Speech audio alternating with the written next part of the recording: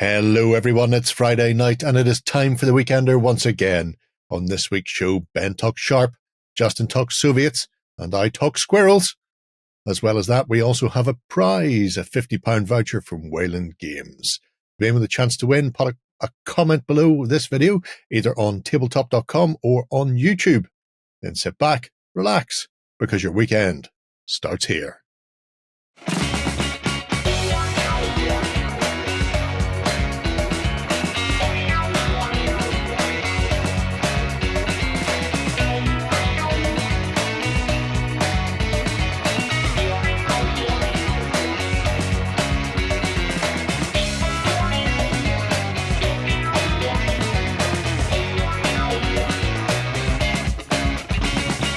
Hello everybody and welcome to the Weekender. I'm joined this week by Ben and Justin.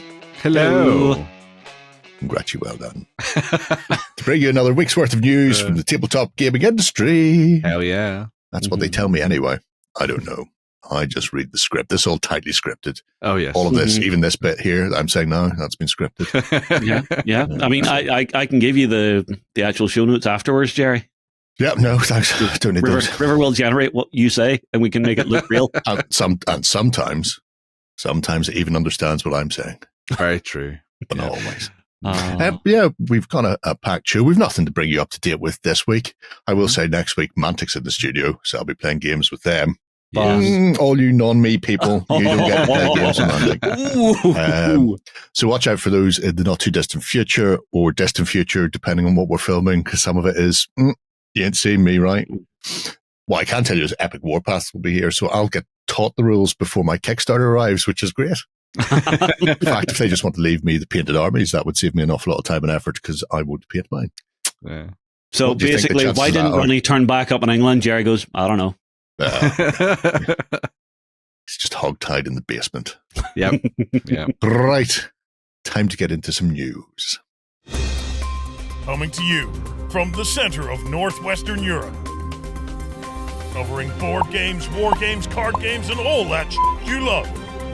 It's the news. Okay then, Ben.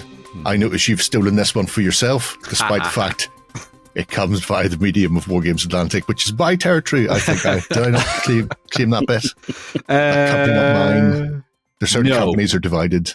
No, no, you bastard. Annexed for the glory of Jerry. So this one popped up on my day off early this week, and I was like, holy hell, this is awesome. So Wargames Atlantic, because they don't have enough to do already, they have many, many, many irons in the fire, are going to be working on not just a official range of miniatures for Sharpe, but also a war game at the same time. And this preview was a sort of like first look at what they've been sort of working on in the background over the last little while. When this came up, there were a lot of people online who were obviously very, very excited. There was one particular YouTuber by the name of Chris Peach who was quite excited. Yes. I'm assuming he knew because I knew. Probably did know. Yeah. But I was told not to tell. Oh, you sneaky bastard. I'm as many bastards in here as possible. Hang on. Here's the thing. Let's be honest. Because we're friendly with a lot of folks in a lot of places, the OPSEC is not exactly going to be happening. Well, that's true. Yeah. So we got to look at a couple of miniatures sort of out the gate.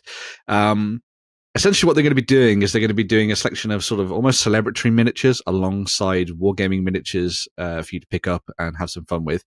These, the first range of them anyway, are going to be focused on Sharpe's rifles, which is obviously the first in the TV show, not the first in the book series. Yeah. And so the miniatures, both the 54mm version that you're looking at here, and also the 28mm version that's also included in this set, will be available to snap up, modelled on both Sean Bean's interpretation of the character from the TV show with his lovely dirty blonde locks, and also the version of him as described by Bernard Cornwell with the darker hair and the big hideous scar across his face, as you can see there too, which looks him exceedingly more roguish and rugged. Although, can that really be a thing when Sean Bean is your other alter ego? But there we go. So yes, this set will be coming out, as I say, with the 28mm and the 54mm versions of these characters. It was announced on Sharpe's birthday, and it will be coming out to celebrate Wellington's. I can't remember what it was. I think it's Wellington's victory at Talavera. Yes, it is the victory at Talavera, which makes sense when you match things up with Sharpe's rifles.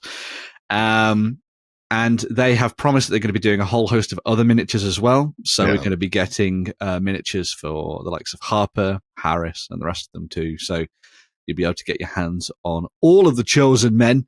I didn't choose you for use in your games.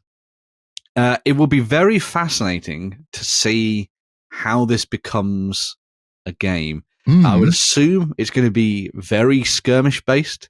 And we're going to be seeing like handfuls of French and Spanish, including obviously the guerrillas and things, going up alongside, the chosen men, Sharpe and his crew. Will we get to see the rest of the cast sort of put together? Will we get a Teresa and stuff like that? Yeah.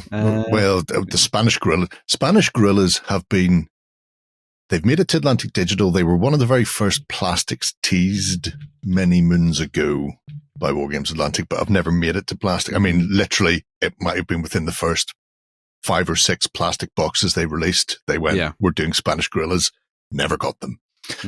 So now would be an ideal opportunity to do it. Follow through. I really like what they're going with this, though. Because obviously it's licensed, so they have to do a range of figures that obviously Bernard approves of. The TV series is so written into popular culture. People who haven't read the books have seen the TV series and have an idea of Darrow O'Malley as Harper and things like that. So trying to find a halfway house between the TV characters and the actual written versions of them in the book is obviously going to be tricky. But I love the fact that they've gone with a 54mm, a painter's piece, or if they really double down on the skirmish aspect of things. That could be fun. Playing at 54mm. If the rule set is just a skirmish game where you could potentially play as 28 or 54 and it doesn't matter, that's going to be great. Obviously, I want to know if we're going to get Hogan modelled after Brian Cox. After Brian Cox. Cool. Yes. Yeah. Well, that would be That's my boy. You and Wellesley. There are killing officers Irish guys and murdering officers. And that man there is a murdering officer. What do you think of the South Essex there, Richard? The flogged soldiers, sir. Flogging only does one thing. Teaches you how to turn your back. I have seen some people complaining about the fact that it's going to be like a £20 box because it's got big painting figure in at the 54mm. I will say to those people, if you don't want a 54mm figure to paint, I'm not going to say buy the box and sell it on because some people can't be arsed.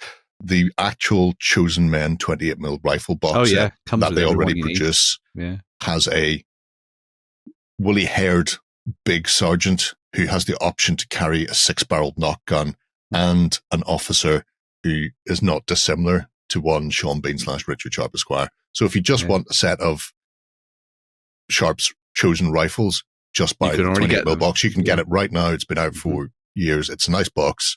And you can do what you need to do. If you want something a bit more bespoke leading into it, I think those are a cracking set. And a way to do it differently without going, here's a second box of Riflemen after we've already had the first one. So I have high hopes for this. I want to see, what's his name? Duco, with his little leprechaun hat on. Actually, I want to see Harper sitting with that at the angle after he's just shot it off his head. Well, time will tell. Are we excited? I don't know, Ben. Are we? Are we though? I'm bursting at the seams. Just a little bit excited. A little bit. Just a tiny bit excited. It's also, it's going to be fascinating because now Wargames Atlantic will have done 10mm, 28 and 54s. Yes. So they're no longer constraining themselves to just a 28mm figure range. Now, is that 54mm going to be in plastic? Yes. That was the sprue we were looking at. So that the sprue itself is, if I just bring it back up here, essentially a box set will be a character model in 54mm. With, I think that's going to be a textured base. It is, for him to sit on. Yeah. So that's your 54mm with your pieces. Then there's the 28mm figure here with two options. So you can have head forward, leaning on sword, which is this one here. Or you can have head to one side, cocked rifle. Actually, that's not true. The head is interchangeable, so it doesn't have to go like that. Whatever of those heads you want, where are we? 3A and something else. Yeah. There's another head somewhere on the sprue that I'm not looking at. Oh, yeah. No, it must be 4A? this one. 4A. 4A. Yeah. So there's two head options. So it's either looking straight forward or looking left, cocking a rifle or running with rifle and sword slung type of thing. So those are your options with them. So these will be little half frames. Yeah. Which will contain a 54. Even if they don't do it in plastic, I hope that Atlantic Digital also create a Rothschild incognito, shall we say? Incognito in a dress. Yes, would be very fun. That's it. Make it now. Make it so. These are the things. We want the weird random stuff. Oh, I want to see Brigadier General Loop. There's a wolf in these hills. Yeah. Oh, the scope for this is insane as well, because they can just do every single one of the essentially movies, shows as they go through and carry it all the way to the end. But do they then pick which miniatures they're making depending on who has the best quotes from them? Oh, maybe. Yeah. Probably not, but... Well, no, because then it'd just be Sharpe all the time in different poses. Sharpe sword, the Irish priest, either in priest form or with sword out, because he used to be the fencer. Remember whenever he stands up to Henry? Because he's not Sir in my books, just Henry. Simerson, scumbag. So that would be a great double set with sword out. The scope is huge. Okay, so Wargames Atlantic, you're not getting much sleep. Get to work. Yep. Yeah, I don't think they do sleep. That's why they've got sculptors all around the world. The sun, like the British Empire, the sun never sets on a Wargames Atlantic sculptor. Yeah. There's always somebody awake and working. That's just how it works. I imagine. I have no way of backing that up. Yeah. Anyway, let's look at something that's less interesting for me, because it's that period that I'm not doing and you can't make me do it. So, yes, in the continued effort to make Jerry do the medieval period, Victrix have come out with pre-orders for their new medieval knights set, their foot knights. King Niggets. We already have some of them on horseback and things like that. We've already seen some of those. These have been designed to fit into the sort of late 12th century and the early 13th century. And obviously, as is the case with a lot of the medieval stuff, it could be used for a heck of a lot of different countries and conflicts and everything else between. A couple of the ideas that Victrix have focused on when it comes to what you're seeing here is they've sort of gone with the idea of them being used as your crusading knights, so your Knights Templar, heading off to the Holy Land to do battle for Jerusalem and all that kind of thing. So you can get some really nice sets together for this, either protecting pilgrims or just conveniently forgetting them and carrying on their way. They protected pilgrims? Yeah. Even when there was only 9 of them. They protected pilgrims. I have to say, there is one pose here that I find very odd. The guy holding the head and going, I cut it off with this sword. See here. He's like holding it up as the cross. It's a cross. Yeah. Okay. Yeah, cross, okay. When you need a cross in the battlefield, a sword will do the Lord's own work. Yeah. Okay. But you could also use... A little bit sorry, that's not Boson, though. The black and white. I suppose it's not as recognizable as being a tempered standard. You could also use these for the First and Second Barons' War, if you prefer to go down that route. And since the Barons' War is once again out with a new edition of the game, if you want to go down the route of picking up a different plastic kit, or you wanted to just mix and match between the two from the likes of Wargames Atlantic, then you can always pick up this set and add those in. So you could use them as your Rebel Barons or your Loyalists, depending on which side of the coin you want to come down on, or who paid you the most. And there is a host of different weapons and stuff that you find inside these sets. So to give you an idea, you've got the likes of swords, axes, double-handed axes, spears, and maces. You also have options for making your standard bearers and musicians in there, alongside an array of heater shields to keep your enemy at bay. the classic shield of the medieval knight. You also have a variety of head options, including the flat-topped barrel helm, conical helmets, your Norman style, and kettle helms, alongside variants when it comes to their actual bodies. So you can either have them in full mail, or you can have them with mail and surcoats, depending on which nation you want to represent and which portion of that sort of late 12th to early 13th century you want to explore on the battlefield. And since it's a Victrix kit, it is absolutely jam-packed with stuff, as you can see there, for customizing and kit bashing and doing whatever the hell you like when it comes to building up these forces. I think it's a wonderful plastic set. As I say, you know, Victrix never seem to do bad ones. And it will be very fun to see what people do with these and where they take it. Go across. So there you go. That's quite nice. Yeah, there's one weapon I saw there that I don't know what it is. If you go down, A14 on the left there. Yeah. It's like a massive falchion-style blade. Yeah, it's like a machete type thing. Yeah. Yeah, it's deeper at the tip than it is at the end. It's when axe meets sword. Yeah. It's a good way of getting through armor.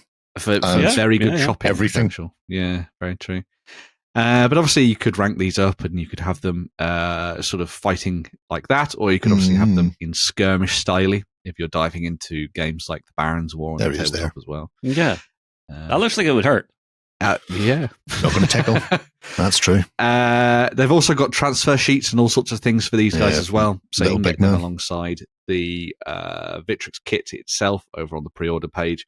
I will say they already have an extensive range of Islamic troops as well. So if you are looking to now find an enemy for your Islamic troops, maybe led by Saladin and things like that, then you've got some options there on that front as well. So you can do your crusades and have two armies all ready and built, Lloyd, so other people can play their crusades on the tabletop once you've read the rules, Lloyd, for the Baron's War. And what are the chances of that? How many trains were in the crusades? Baggage trains? Baggage trains? Yes. They are a train. Counts as a train. Counts as a train. Not for Lloyd, it doesn't. It's not on rails. It's a terrible, terrible shape. But you know, it'd be really good when Wargames Atlantic release a range of character models based on BBC TV series Ivanhoe, 54mm and smaller version. Yeah, so I can have it seems like something that Wargames Atlantic would do. So don't do it. I swear to God, I'm not doing medieval.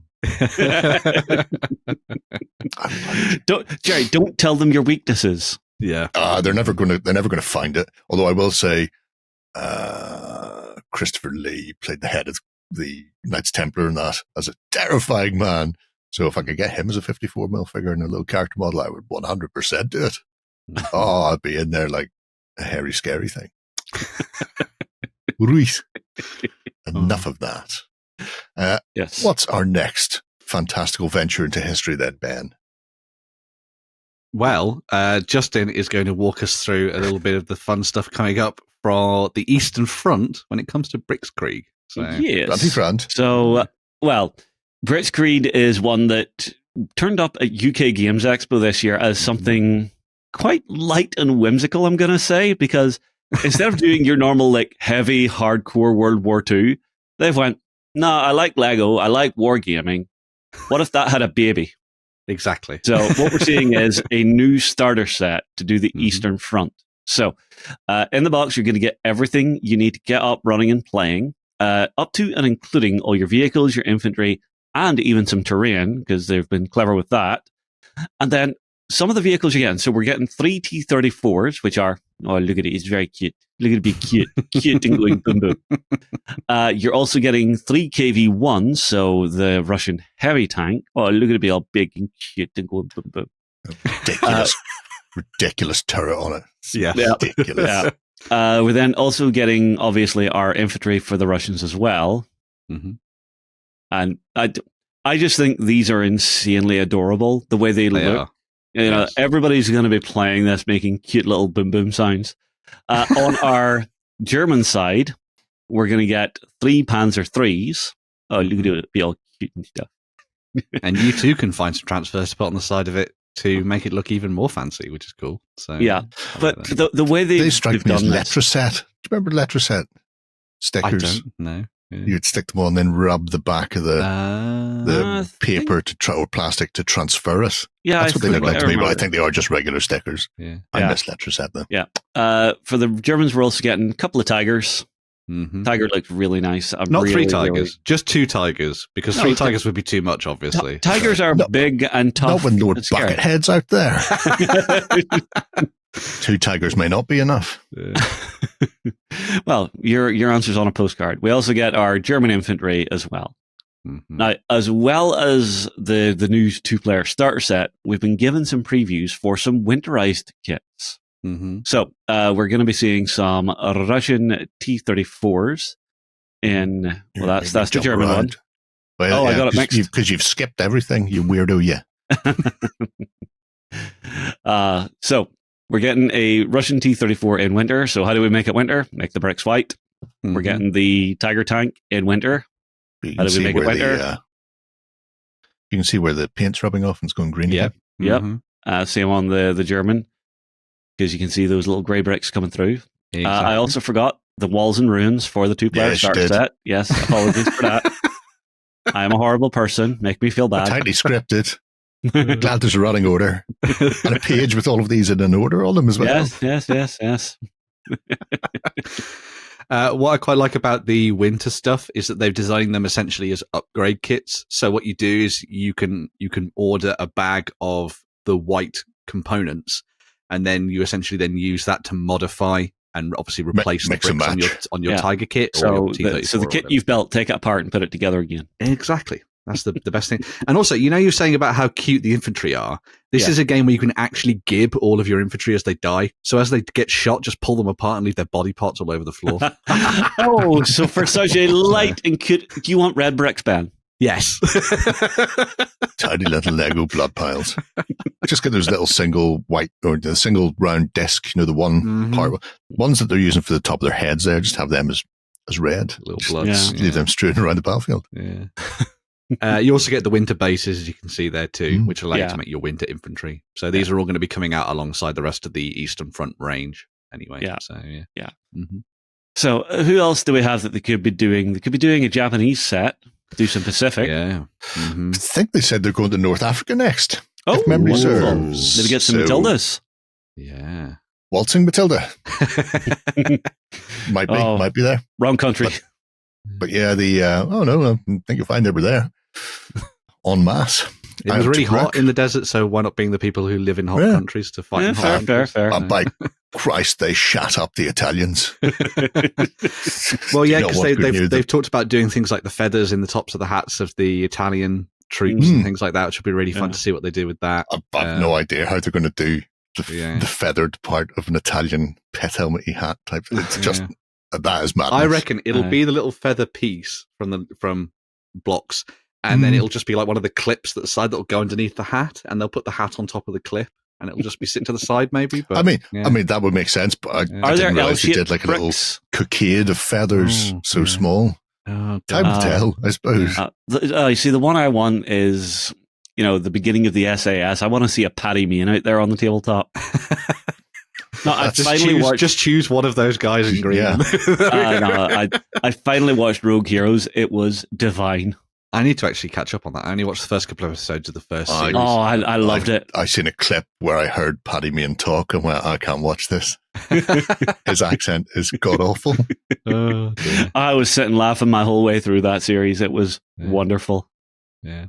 But no, some great stuff there coming up for the Eastern Front. They have told us that there's lots more coming. And they have plenty of ideas, as we've talked about in a previous weekender as well. But the Eastern Front is their focus for the moment, at least, anyway. So. Just wait. They'll move into Weird World War soon enough. Well, there's plenty of possibility for mechs and all sorts of things like that. So, it's bricks. You can build anything your heart desires. Mm-hmm. That's true. They don't have to constrain themselves to staying in the historical font.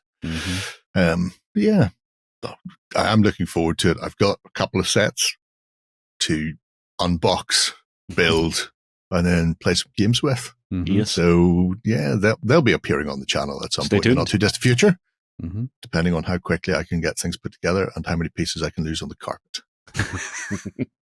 So, pieces will fall off the table. Yeah. Once they fall off the table, they vanish. Yes, a small portal in time and space opens up and it falls in.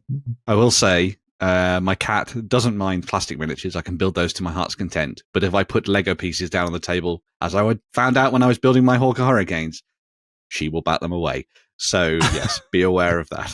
Well, I mean, my cat, when she was growing up, actually ate one of my Space Marine Outriders. Wow. Just literally ate the front off it. And I was like, wow. You okay, Kit Kat? Okay, then, Ben, this week you've picked our indie of the week. I have. And this week's indie is Conquest. Yeah. So, not Conquest in the 35mm fantasy sense, as you will probably be aware, but the small, probably done out of the shed in the back garden, Conquest games that you can find over here in the UK. Now, Conquest Games is an interesting one because they have been around for a very long time. Doing medieval.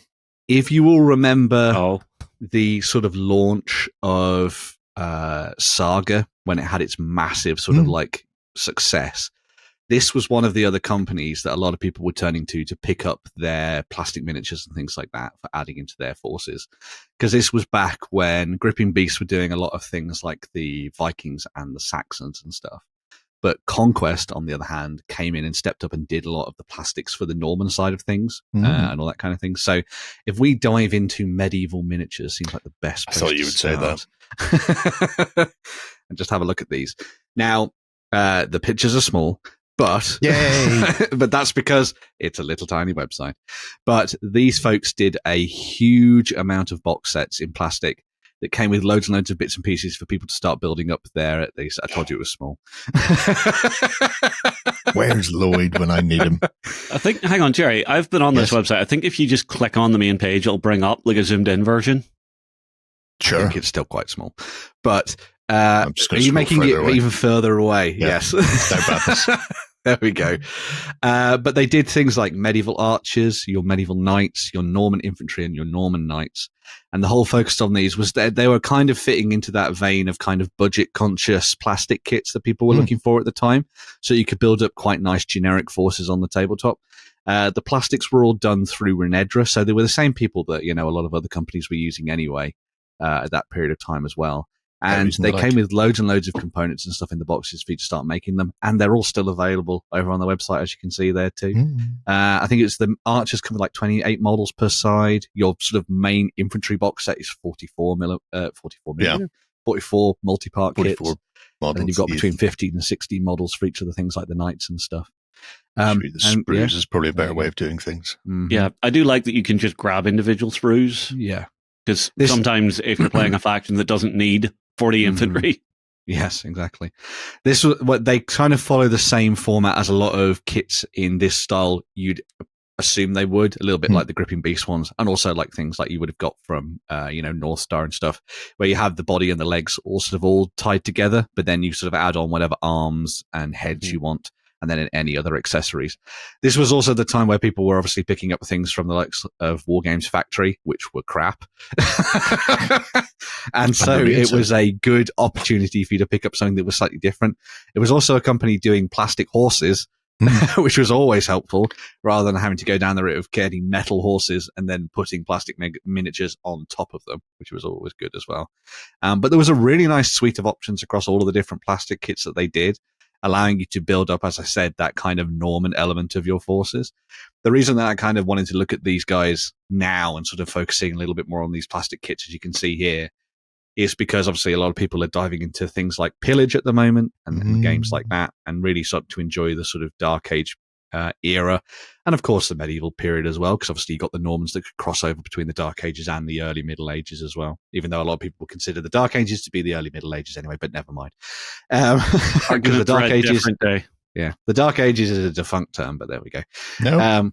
I still use it, but whatever. Can't drag me into your filthy medievalism. Oh, you don't want to have your time period retconned. Yeah. I've read Francis Pryor's book, and he hates the term Dark Ages, but there we go. But yes, this gives you a lot of things for you to use across, obviously, as I was saying, Saga or, for example, Pillage. Or maybe if you're diving into the Barons' War and you want to do a slightly earlier period and you want to use that sort of Norman style, you could always go down that route as well, which is always nice. You got a lot of other bits and pieces as part of their website too, so they didn't just do things like your sort of standard troops and stuff. They also did a whole host of extra bits and pieces, like you can see here, animals and that kind of thing as well. So if you wanted to put together, hunts in the wood and all that kind of stuff, you've got to say that carefully. You've got lots of different options on that front for you to pick up.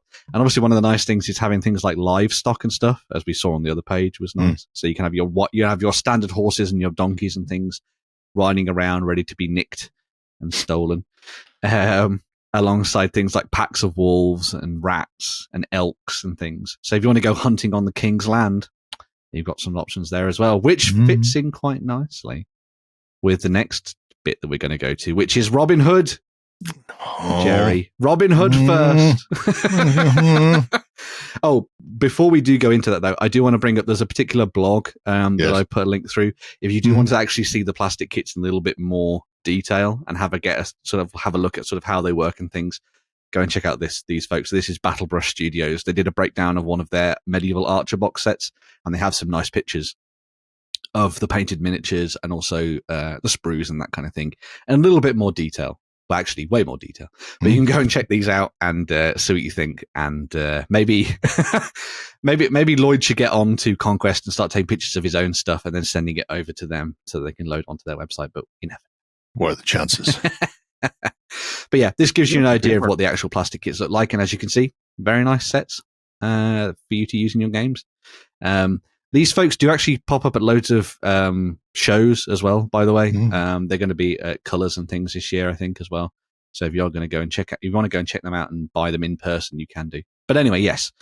As I was saying, if you were hoping to go and rob things from the King's Land, shoot his deer and all that kind of stuff, then you might want to pick up some very nice Robin Hood stuff. And this was the second sort of dive into Conquest games that I had way back when, where I was like, you know what? I think I'm in a Robin Hood phase. And so I went over here to find some of their glorious miniatures. This was before Crooked Dice were doing things based on the Robin Hood TV show and that kind of stuff as well. But you've got some really nice options in here for you to be building your particular characters from the Robin Hood legends and myths, including obviously Robin himself. You've got Friar Tuck in there. You've got Marion, much the Millicent. Obviously, you need to have a Little John. And Scathlock there as well, which is really nice to see. And I think there's a Will Scarlet in there as well on the second page. Yeah, that is him. Yes. Yeah, there you go. Oh, there you go. That's it. Yes. Yeah. You've also got Alan Adale and all sorts of things in there too, which is really fun to play around with. By Kevin Daly. Oh, yes, Will Scarlet. Yes, there you go. Yeah. I forgot his name was William Scathlock. There we go. I don't think I knew that. No. I quite like that there's different variants of some of the characters as well. So you have kind of like hauntingly familiar. In Ivanhoe, the BBC adaptation that Wargames Atlantic are going to make miniatures of. So there's a big fella called Frank LeBoeuf. There you go. And in that, he's a complete scumbag. And I think he may have also played Little John in an adaptation. Was he Little John in Prince of Thieves as well? Maybe. I'd have to go and have a wee look because he's an absolute monster and he looks like that anyway.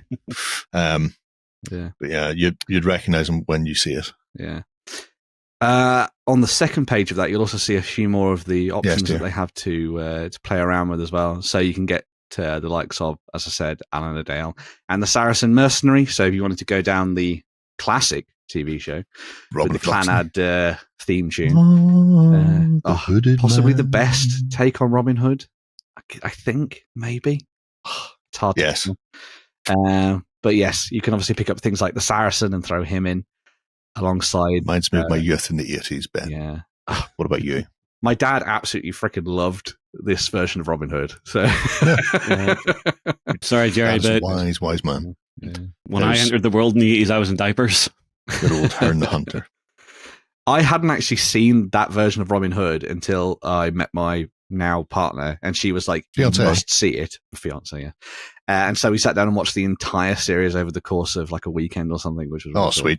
This was after we'd watched what was the other show about the monk who solves crimes? CAD file. CAD file, yes. Derek Jacobi from iCloud Divs in it. Yeah. Which is also a really good series. You should go and watch that. It's very good. Oh, they're absolutely corking. It's got Sean Pertwee in as well, who's possibly one of the coolest men alive and has an amazing accent. Well, voice. True. Sounds like you smoked far too many cigarettes and drunk too much beer. But that makes for the best characters, I think.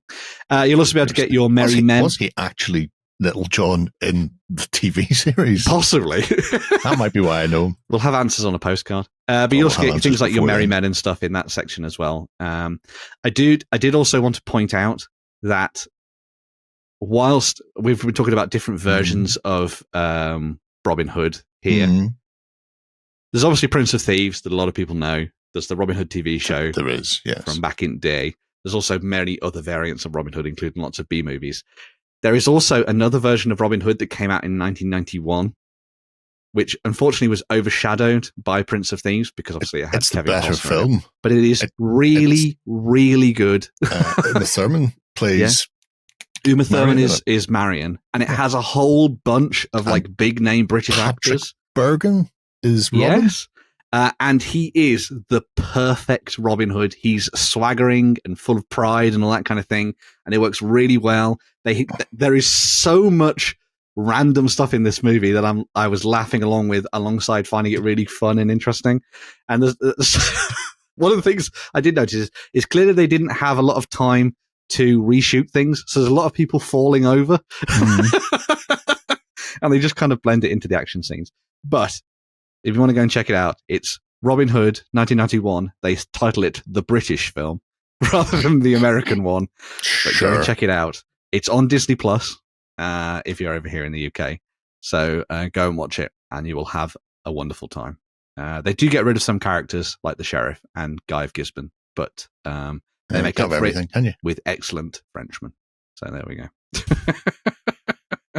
But there's a few other bits and pieces to have a look at in here. There are. So one of the other things that I find quite cool is their Myths of Albion section.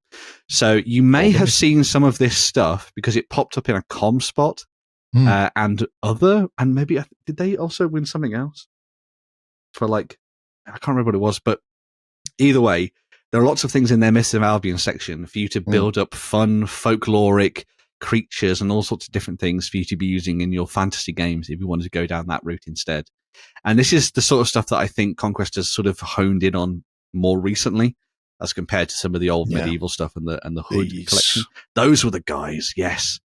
The Weldgeist. We saw someone who painted up a set of those for use in their games. And they're absolutely fantastic. They are absolutely nailed on for doing things like, is it called? The Woodland? The one by Acorn Studios. Yeah. Absolutely perfect for that.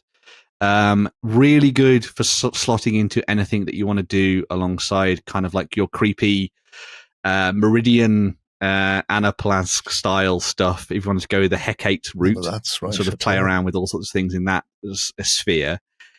Also, if you're looking to do Silver Bayonet and twist things a little bit and play around with folklore in the British Isles, this is really good for that as well. So you can do the kind of like weird things walking around in the woods, as well as the sort of undead and the vampires and all that kind of stuff.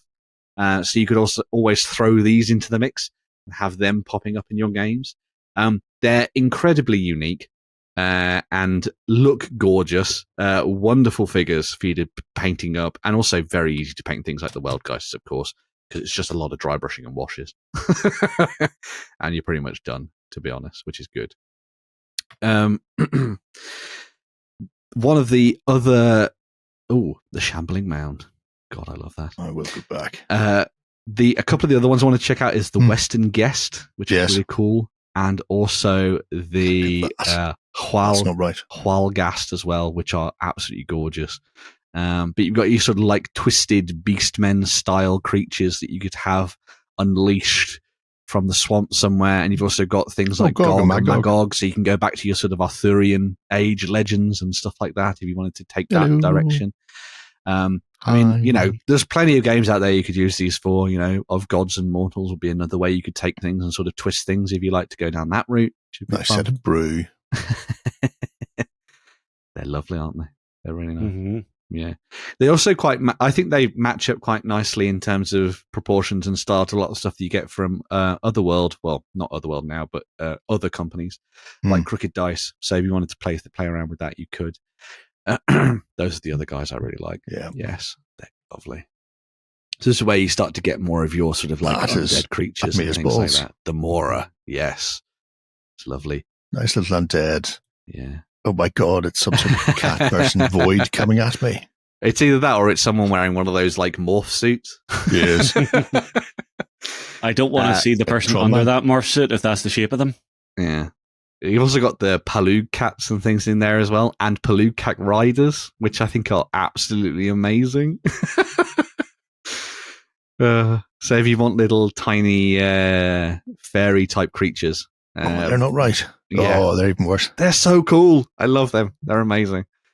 Some really nice stuff in there. And obviously, a couple of weeks ago, obviously, we're talking about official versus unofficial miniatures. This is me showing you that I don't just pick up official miniatures. I do also like other ranges that can be used for varieties of games, so don't worry about it. It's fine. But yeah, some absolutely gorgeous stuff in there for you to be playing around with. On page 1 as well, they also have... Sorry, Justin, what were you saying? I'm just saying they're lovely stuff. They are really nice, yeah.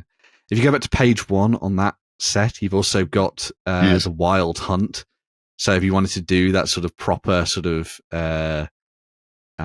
fairy, fae realm hunt. One of those Welsh rat battling undead goat things that comes to your house and drinks your beer. Also very Leshen, obviously. Leshen. So you've got to have him in there, which is really cool. And look, bigger pictures. That's how you know it's more modern, because the pictures are bigger. Yeah, the picture wasn't taken on a phone from like 2001. Yeah. I'm pretty sure they wouldn't have taken it on a phone. Yeah. But what's quite nice as well is that you've got obviously all of the troops and the creatures and the monsters, and then they also do all of the characters as well.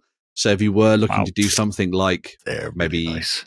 Frostgrave or something with these, and you wanted to go down a different route, you could obviously use these as your kind of like wizard and apprentice level style thing. And then you could do a Frostgrave, but it's all based in sort of like the British Isles, ancient Albion, where it's the ruins of, the civilizations that have gone before, and all these people are fighting over that in a slightly more semi-historical sense. Would be really fun. And you could make your own classic 80s, 90s BBC TV show with these, because all of these costumes are basically nailed on for that period anyway. So there we go. Where people actually start to put some effort into making costumes rather than just covering everyone in black leather. Yeah. Or bin liners, as was the case in the later BBC adaptation of Robin Hood, where all the Normans were wearing bin liners. Were they? But why? So hang on, a trash bag, really? Yep. Sorry, that was for our American audience out there, because they don't know what a bin liner is. It's a liner for your bins. Mm-hmm. The country that brought you sidewalks, they should work out what a bin liner is very quickly. Yeah, these are really nice as well. Yeah, because it's not only sort of European, Albion, British-based stuff. They also have this set of sort of Arabian Nights style bits and pieces that you can pick up as well.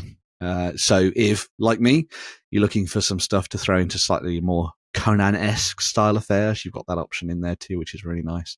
And obviously, again, would match up very nicely with the kind of Sinbad range that we've seen growing from Crooked Dice over the last little while. Born out of older ranges, of course, anyway. Just that you do yourself some grimdark Disney. Exactly. Back in there. Grimdark Disney. Well, all of Disney's based on horrible, grim stories anyway. So you could take it back to its roots. Yeah. It's historically accurate Disney. Oh, God, no. Let's not do that. We know how Walt felt about that. But there we go. But yeah. Song of the South, anyone?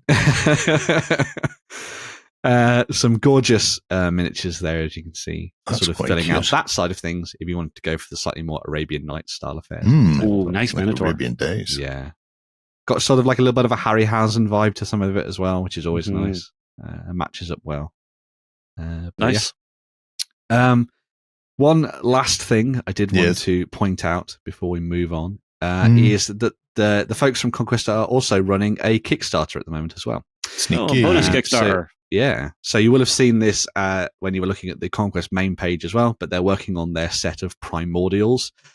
So this is kind of growing their generic fantasy range that they've been working on. So if you want to dive in and pick up some more stuff, you've got these options here.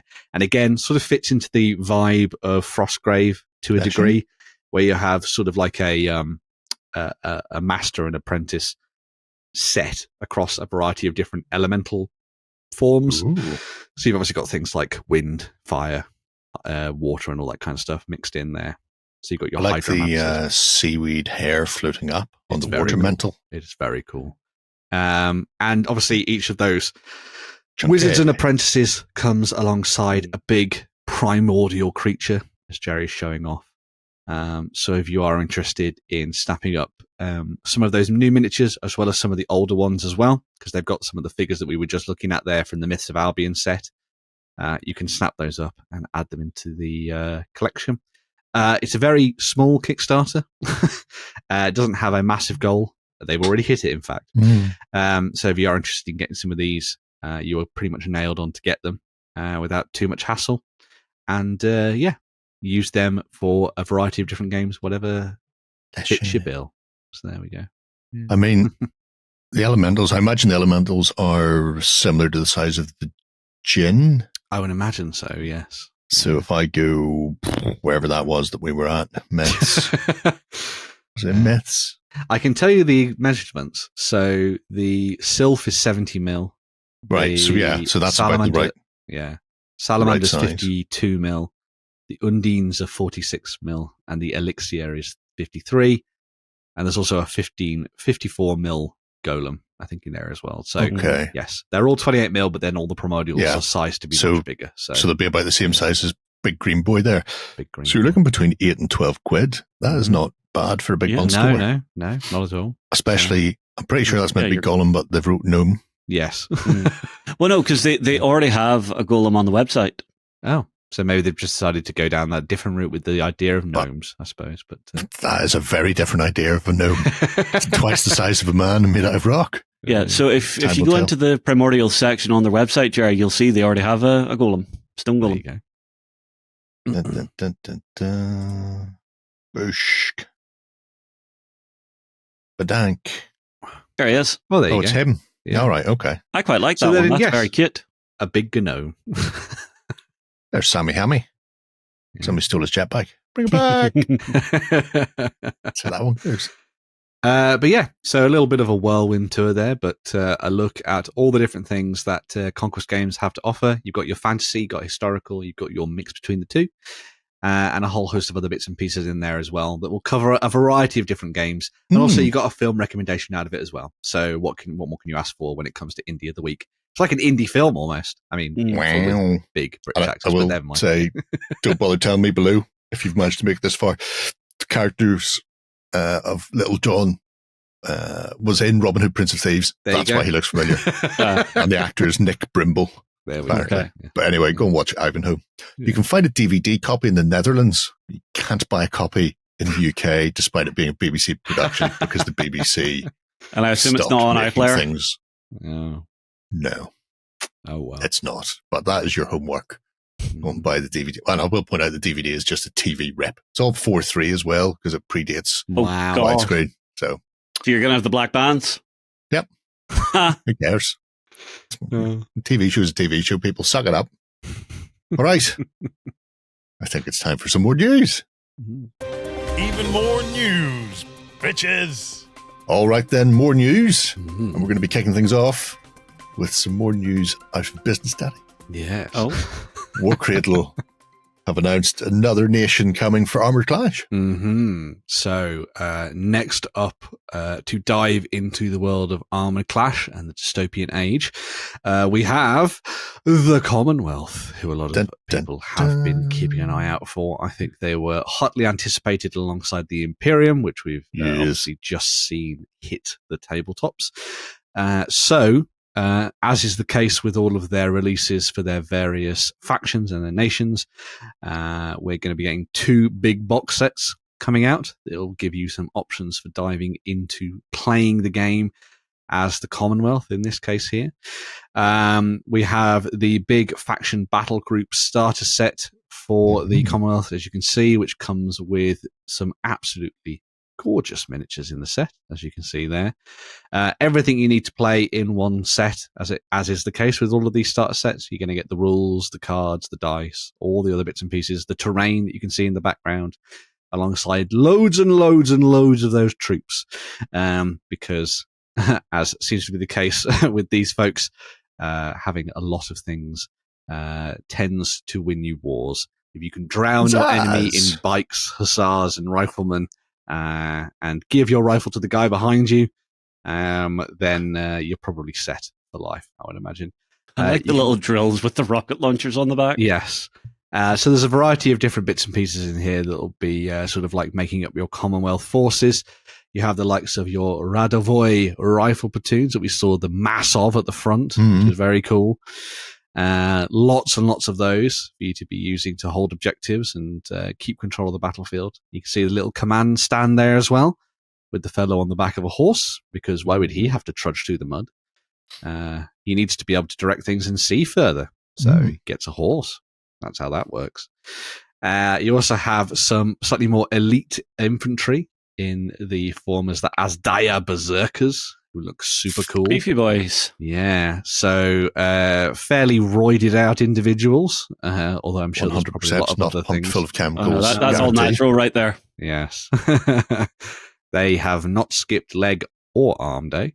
In fact, they probably haven't done any of those days. They've probably just been filled with chemicals that have turned their muscles into that, like Bane. Really? You think so? Yeah. So they'll be charging forward with their hammers at the ready to absolutely smash their way through ranks of infantry. Dive, my hawkmen, dive! And perhaps even knock up a few light vehicles at the same time with those big hammers. When it does come to some of the vehicles and stuff, we do have some fun bits and pieces. So there's different variants of the tanks, obviously, as is the case with a lot of Armoured Clash. But this is the Savena strike tank, as you can see there. Looks like a flamey flame weapon on the front. Yeah. Going for an entirely different aesthetic and unique style, as is the case with all of the stuff that we've seen from Armoured Clash. A lot of the stuff that you're seeing here for the Commonwealth will be entirely different from what you're seeing for the likes of the Imperium, the Crown, the Enlightened, and everything else in between. So there's getting serious tractor vibes. Yes. Oh yeah. They've definitely got that Soviet feeling. And then you do have some of the borers as well. So you've got the Krot armored borer, which is the one you can see there, which comes with the gun mounted on the top. And then there's also variants with the missiles on the back as well, which means that the Commonwealth front line is merely that, a front. As you'll probably see those borers popping up all over the place and doing terrible, terrible things. That in the back is the Miron Super Heavy Borer, which comes with the big ramp on the front for disgorging its cargo onto the battlefield, which is very nice indeed. That explains why they've never bothered building decent roads. When you can just bore your way into the ground. We don't need roads. And this is just my pictures were just a snapshot of what you get in the set. To give you a full rundown, you have the Miron Super Heavy Borer, which can be also be built as the Manmont Subterranean Cryo Transport, which is probably what you're as well. There's all of the rifle platoons, the Cossack of Chaka War Dogs, your Krot armored borers, your Steppe Outrider Cavalry, of which you can see some at the front there, your Gobiata Field Guns, your Berserkers, as we saw, those gangers. The Tsar battle tanks, which can be built as the strike tanks that we also saw there too. Your winged hussar tread bikes, which will also be familiar to those people who have looked at Wild West Exodus and things like that. Exodus, yeah, they did So you got your mini versions of those. You've also got your Rayadovi Rodina squadrons. Oh my god, I'm butchering these names. And then also your little hoverers, your flyers in the Keshig Sky Cutter wings that also come with a command variant in there as well. If you want to get a closer look at all of those, you can head over to the Warcradle blog, which is linked as part of our article down below. And you can go and get a look at all of those in glorious, glorious high definition and see whether or not this is going to be the set for you. As I mentioned, this is a starter set. So it also comes with the modular terrain, a rulebook, your command and conquest cards, and everything else you need to play the game. So you could grab this, set it up against somebody else who already has one of the star sets, and start playing your games. Start off small and then sort of grow things sequentially through as you see fit. Squelchily through. If you already have Armoured Clash armies and you just want to give the Commonwealth a little bit of a go, then there is also the introductory set. So these are the smaller... Kung Fu Bear. I know Kung Fu. Show me. Honey on, honey off. Then you have some new options there on that front as well. This comes down with a cut down selection of troops from the larger set. The way that Armoured Clash works as well is that this could also just be used as a bolt-on to what you get in the faction battle group. Force expansions. So you could just use this as an expansion box set if you prefer, and it's a little bit of a cheaper way to do that. If you want to max your squadrons for big battles. I'd nearly just buy 2 of the big box. Or buy 2 of the big box, there you go. Then you can give the rulebook to someone else and be nice. You inside this set, you're going to get a lot more of the rifle platoons and all the other things that we talked about there. The twist there, though, is that you don't get the full rulebook in the introductory set. You just get a quick start rules. But it's enough for you and a friend to maybe pick up 2 of the introductory sets and sort of see whether or not Armoured Clash is for you. Just build your troops. Obviously, all these are plastic, as you can see there, as opposed to you don't get the big resin borer in that pack. But it should be easy enough for you to assemble and slap some paint on it, and away you go, which is very cool. Yeah. So you've got a couple of different speaking of assembly, all your assembly guides and all your orders of battle are on the Warcradle website. So you'll be able to find all of that in one place and find out which way you're going to go next with those, which is very cool. A couple of other things as well for Commonwealth fans. So if you are dedicated to following the Commonwealth into battle on the tabletop, then you're going to need some aerial support, as all the other factions have it as well at the moment. And so the Commonwealth are getting the Cometa Interceptor, which has been designed as a head-to-head fighter to go up against other fighters on the tabletop. So it's quite adept at punishing enemy aircraft and also killing vehicles as well on the tabletop. If you do a little bit of a dive bomb, it matches up quite nicely with some of the weird tech that the Commonwealth have, because they can create snowstorms on the tabletop, and then these interceptors can fly through that, avoiding the enemy and then bombing them from above, which is very cool. Or just riddling them with bullets. General Winter, aren't they? Yes. Very nice plane there, which obviously takes some cues from real life, and then throws in a few little bits of steampunky, sci-fi goodness for extra measure, which is very cool to see. Yes. And it's nice to see that the flyer is coming out immediately alongside the faction battle group and the introductory set. So I suppose you don't have to wait. Pace with everyone else. Exactly, yeah. So that set comes with just one of those in there, which you can use in your games. Very cool indeed. And then last but not least, as is the case with all of the other factions that have currently been released as well, there's also a themed Commonwealth Command and Conquest deck. For those people who aren't aware, this is kind of like a key part of your Armoured Clash experience. It essentially deals with sort of how you score your victory points on the tabletop, as well as the command cards that you play and the conquests that you're aiming for and that kind of thing as well. So if you want to get a themed set of those, you'll be able to order that as well. Alongside, of course, you get the sort of basic generic one that's included as part of the faction battle group set.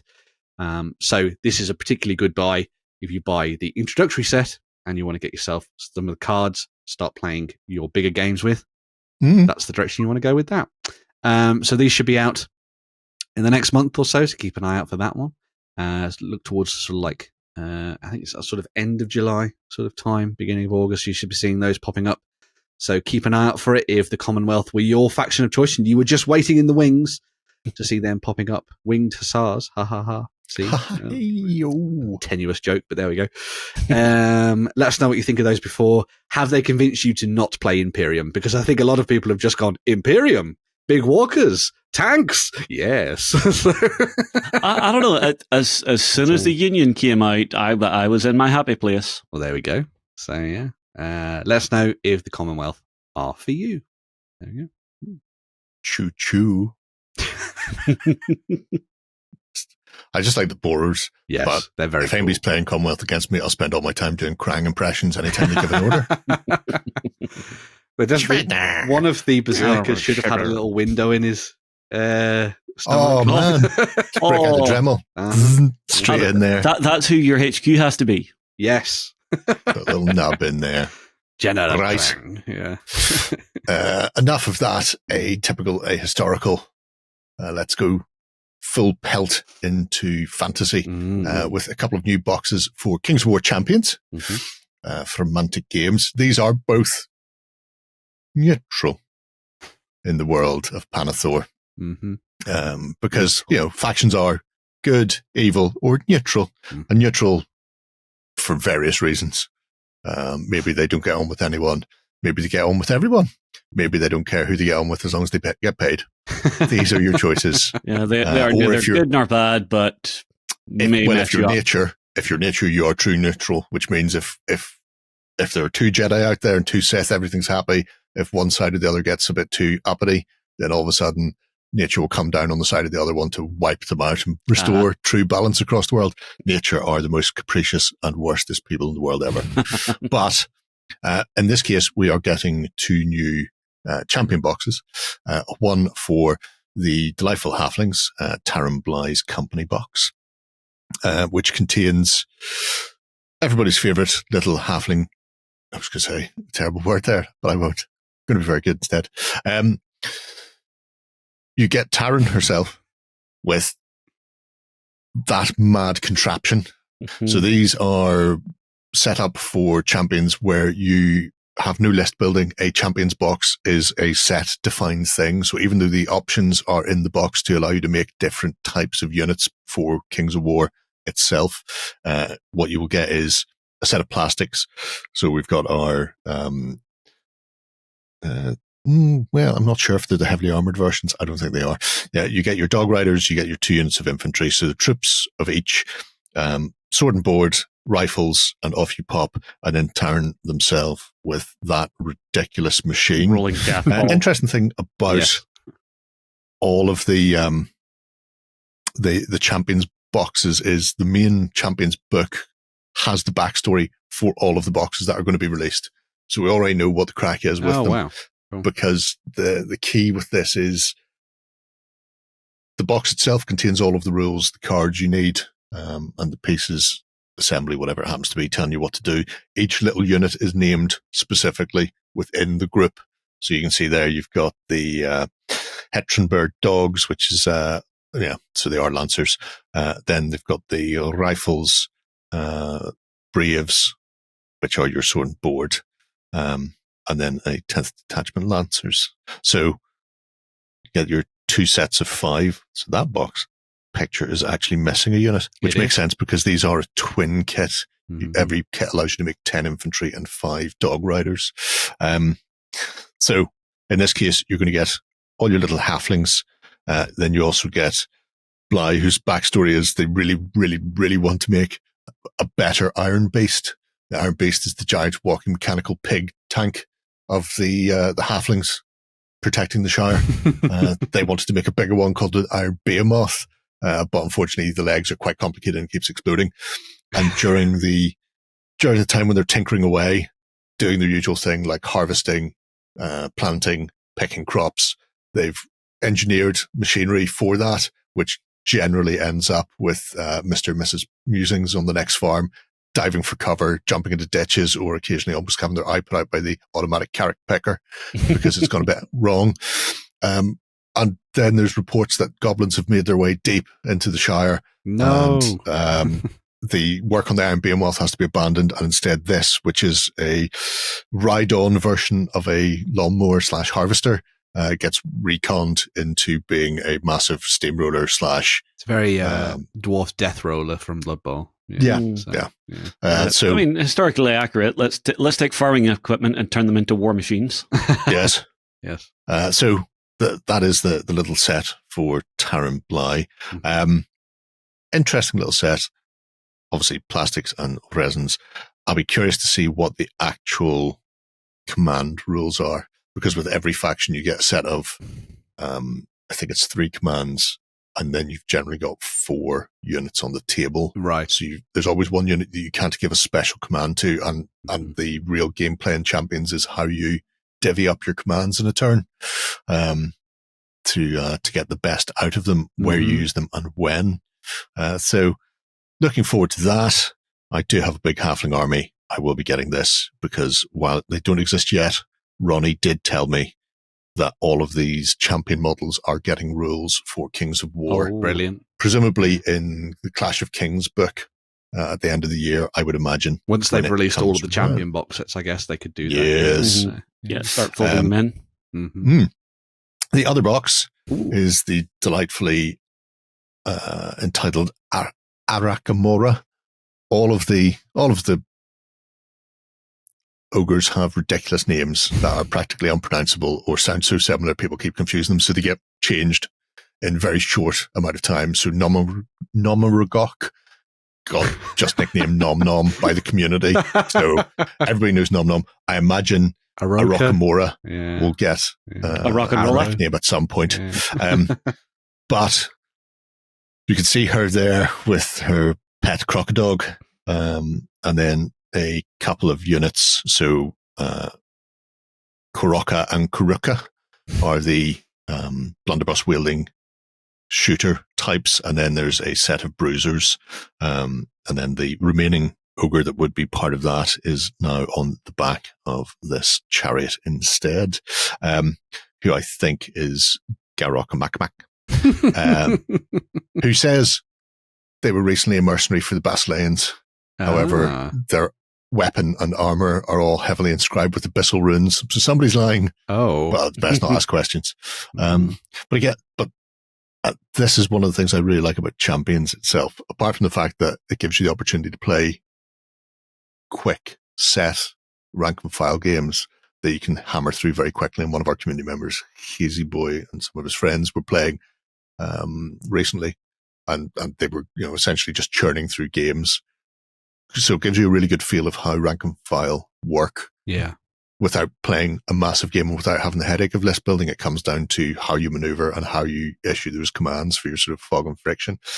But the other thing is all of the background is in the rule book, and it opens up and encourages people to get more involved with Panathor as a place and as its lore. Mm-hmm. And for example, the ogres there, if I go, where are we? There we are. Edge of the Abyss. This was a global campaign that they ran in 2017. And at the end of that global campaign, the Abyss, which had exploded and taken out most of the Brotherhood, which is just essentially a massive gash in the planet, that is also a portal to their version of hell. So it's both real and ephemeral. And the good guys, probably egged on by Basileia, decided the best way to deal with the fires coming out of the Abyss was just to knock a few dams down and flood it. Oh, divert a river? Her backstory is she was a kid when that happened. Oh. 8-9 years ago. And their traditional home got absolutely washed away. And then now that the flood is gone, the inhospitable steppes they used to live on are quite fertile now because the water brought a lot of soil and stuff with it. And other races have moved in and started farming their traditional land. She is not happy. That's a no-no. The good guys washed our homes away, killed our crops, destroyed our herds, and are now taking our land and building fortresses on them.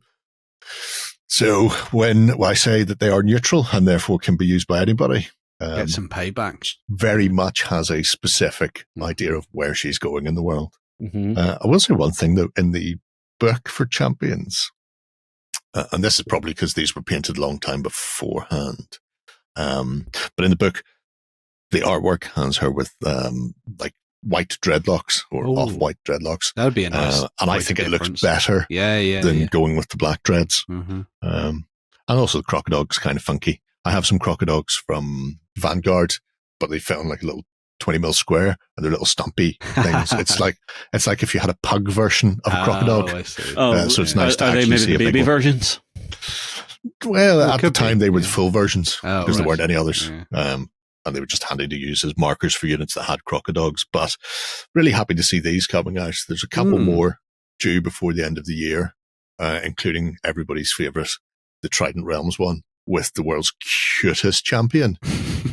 We'll all be looking forward to that in spades. But for people who want to try out a full fantasy rank and file game without having the headache of list building and all that kind of list building and putting together what's a relatively normal-sized army, 100, 120 plus models-ish, depending if you're humans or human-sized. Well, the ogres are perfect for that, aren't they? Because you only get like 6 of them. Yeah, exactly. You can test out multiple different factions without having to do that repetitively all the time. You're not having to go, well, I really want to play Abyssals, but I don't fancy doing an Abyssal army. Get the bloody Cardinal and his bunch of fun monkeys out of the box set. One thing I did want to ask, because I wasn't sure on it. Yes. If you dive into Kings of War Champions and you just pick up, say, the Ogre box, yes, are the rules free online through their like Mantic app or whatever? Yes. So you can just start playing without having to buy the core box and stuff.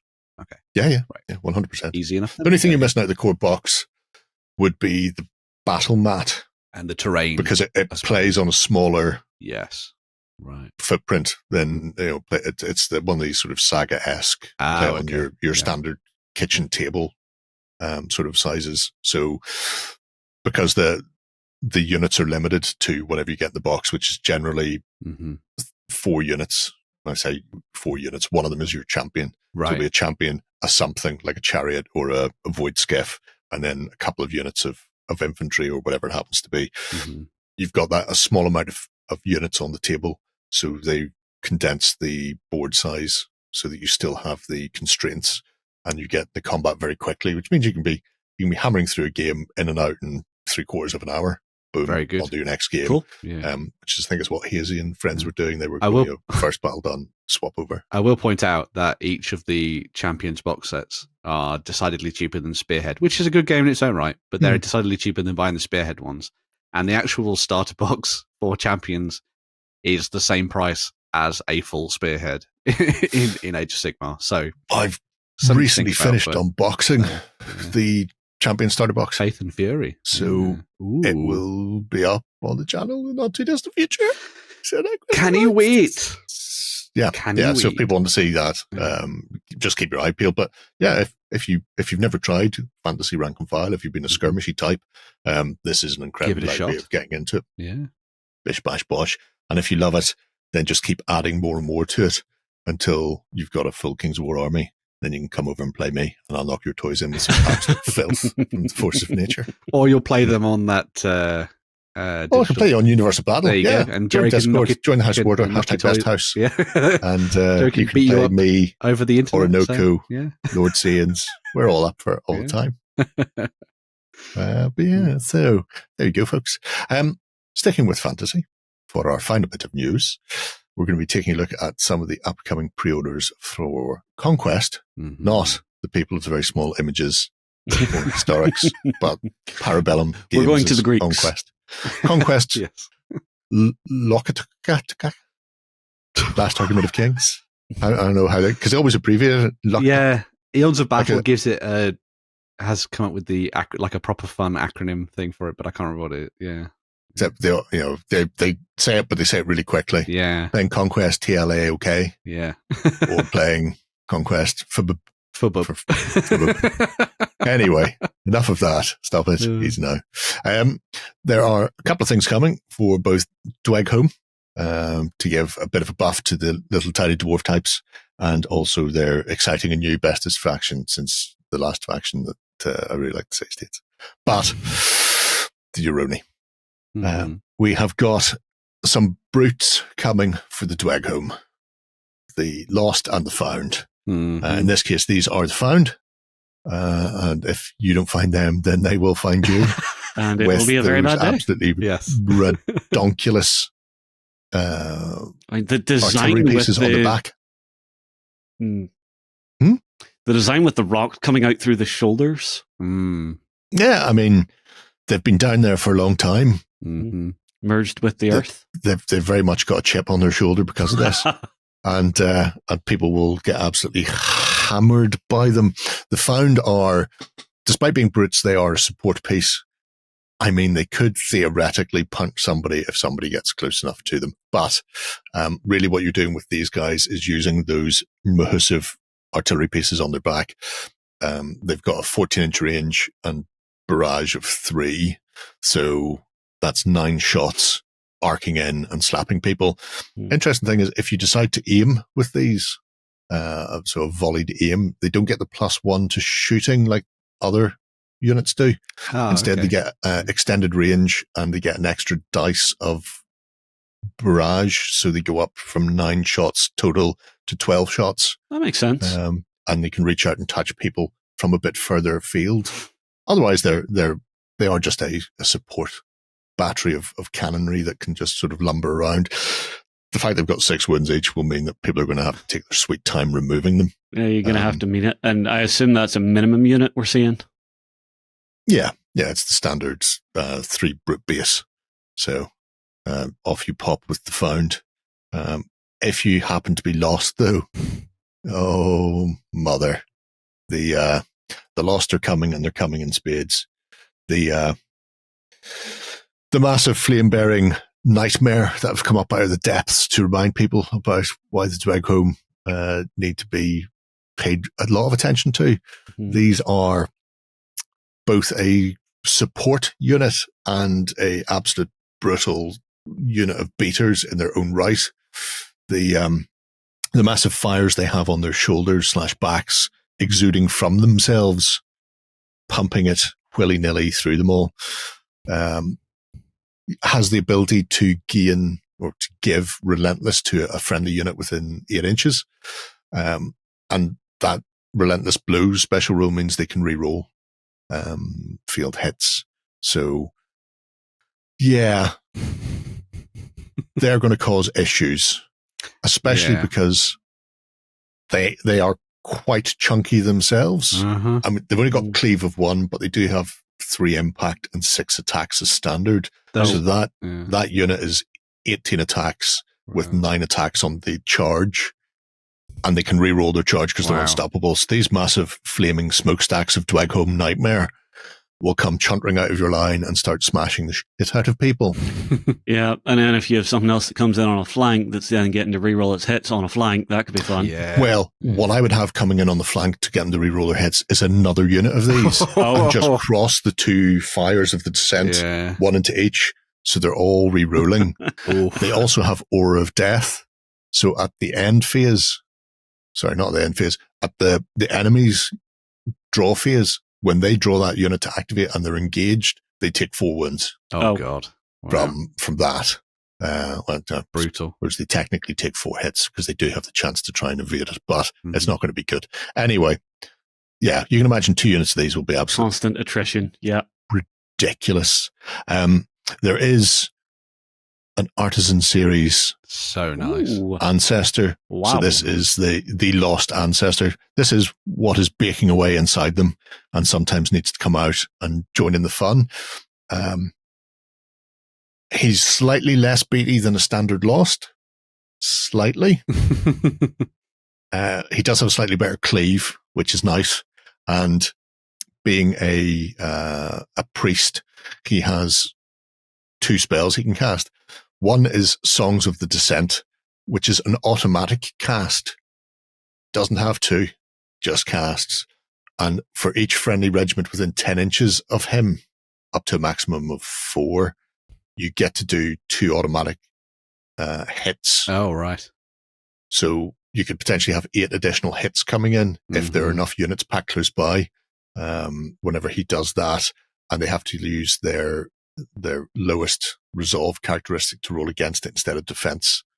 So that's just horrendous.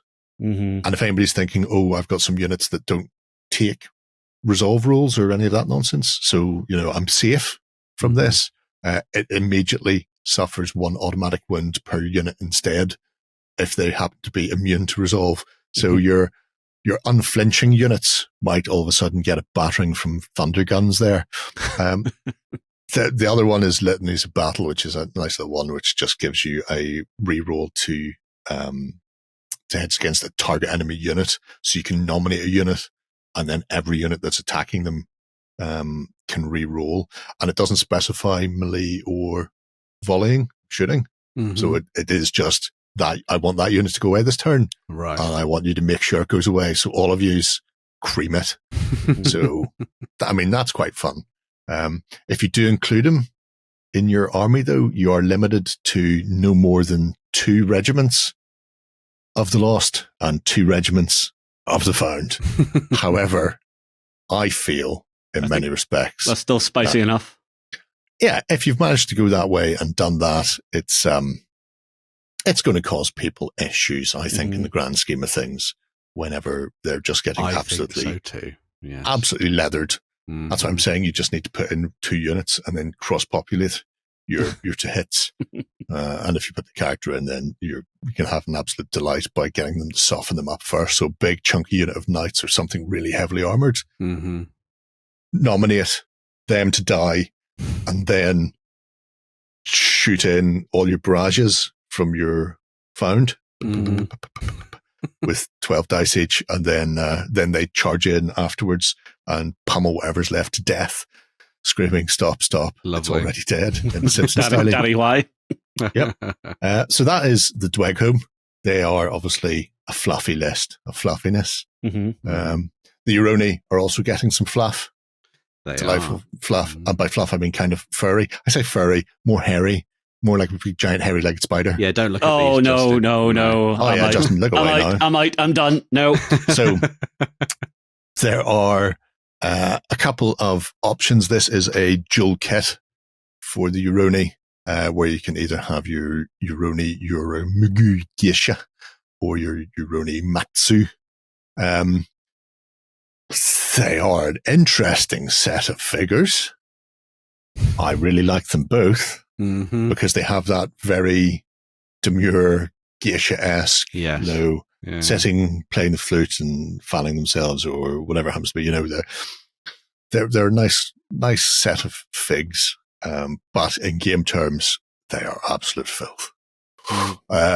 Starting with the geisha, actually. Very briefly, both of them have a supremacy ability called Ghostly Raikai, which allows you to, when they activate, you can buff all friendly units to have loose formation, so they take less incoming damage. They half incoming damage from shooting, essentially. Oh. So if your opponent is stacking shooting heavily against you, then both of the Spydros can chuck that out, thus negating a big chunk of your opponent's army if they've happened to have gone into some sort of meta filth about standing at the back and shooting rather than fighting like you should do. Well, is that automatic? It's a supremacy ability, so they get it automatically when they draw their card, and then once it's activated, any units that activate using the Mew card will get it. So because of the modular composition of Yoroni, it depends on how you build your list. Okay.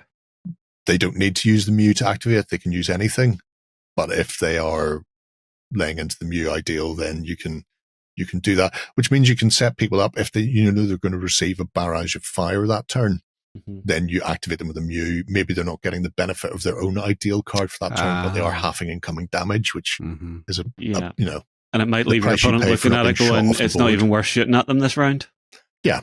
I mean, if for example, if they start playing their banjos, ring, ding, ding, ding, ding, ding, ding, and your opponent was about to barrage with the found, so their standard 9 dice would go down to 5. They're buffed. We're going to stand and aim and fire to get our 12 dice attack. That drops to 6. Mm-hmm. So it makes them hurts. Pretty much the same in both cases, but really, really upset your opponent who's wasted potential for movement to try and get more damage in. So it's a good way of doing it. In addition to that, they are both a monster and a character, so they can perform like a monster, but they can also truckle in and duel other characters, butchering them wholesale. They are terrifying. This is actually the combat version, which is hilarious. So they have 14 attacks. They've only got cleave 1, but the giant Spydro, which if you notice is doing brushwork kanji on that scroll with its front. Yeah, I was about to ask. It has deadly blades. So whenever your opponent rolls their defense, any rolls of 6s are super failures and they take 2 wounds instead. Oh. And with 14 attacks, their clash is 3, so 50-50, 9 should hit. assuming no other buffs are on there. And then cleaving, your opponent's going to be having a bad day. They can also do impact hits whenever they go into combat. So that is just a brutal beast when it's in there, absolutely stabbing all around them like an already brutal army as well. So yes, it's good, isn't it? Yeah, it's good times. And then the Matotsu, potentially, maybe not. Slightly less aggressive. Too busy singing and dancing and skipping and whatever else is giant spideros do, but still has that supremacy ability. But on top of that, 11 attacks rather than your 14. So slightly weaker as an aggressive attacker, loses the deadly blades, so it's not going to get those bonus wounds and is less terrifying. But it is a priest. So this is your caster summoning up all sorts of nonsense from the voids. This is a horrible supporting thing. 4 spells. Sort of standard issue. They've got a heal spell that they can fire out to heal 4 wounds. They've got a debuff on your opponent where it restricts the amount of actions a unit can take to 2 until the end of the round. So if your opponent is winding up something big and is stacking a lot of nonsense in your way, then just stopping them from actually doing that is great. You can also buff the defense of a unit. And if you really need to, you can also target an enemy regiment to stop them from activating as a combined entourage activation. So there's a bit of buff and self-healing, and then that's combined with interrupting your opponent's flow, stop those multiple activations, reduce the amount of activations that units are going to have, and then just generally make them cry that you've got 2 giant spider things on the table. Lovely. Yeah. Yeah, I don't want to be anywhere near these. Yeah. I love these. I cannot wait to get my hands on these. Yeah. But yeah. Gorgeous. Yeah. In the right sense of the word, I suppose. Yeah. Yeah. Fun times coming from Parabellum for both Dweghom and Yoroni. If you're looking for those, they are on pre-order right now. Oh, they are not already. Well done them. So you should be able to get them by the end of July. I think the pre-orders are normally phasing out, so sort of the following month. But yes, good times in a can. That's enough news. Let's have a quick switch and come back and take a look at some Kickstarters to round out the show.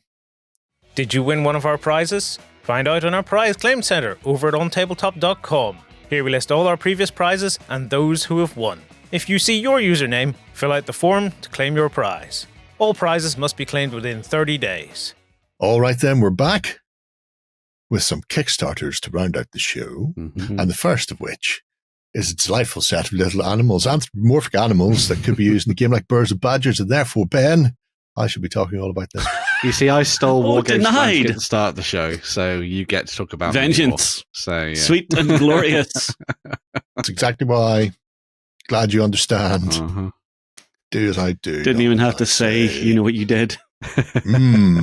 So, Shallow Marsh Wars comes from David at Minimorph. This is a set of 2 warbands of resin figures that can be used for any game. Although, there's the delightful David smiling away. Hello. He's doing a set of mercenaries and a set of swampy barbarians. They are specifically sculpted